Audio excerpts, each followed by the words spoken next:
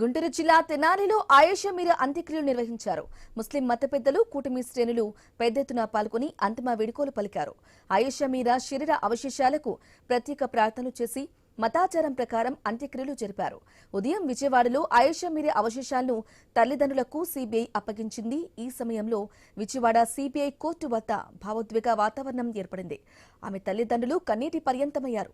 ఆయేషా మీరా అవశేషాలను తండ్రి మోసుకెళ్లారు.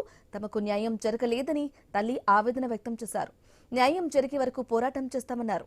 కేసు విచారణలో రీపోస్టుమార్టం కోసం గతంలో ఆయేషా మీరా శరీర అవశేషాలను సీబీఐ అధికారులు సేకరించారు. మరోవైపు 19 ఏళ్లుగా న్యాయ పోరాటం చేస్తున్న ఆయేషా తల్లిదండ్రులకు మద్దతుగా చలో తినాలి కార్యక్రమాన్ని న్యాయవాదులు, విద్యార్థి, మహిళా సంఘాలు పిలుపునిచ్చాయి.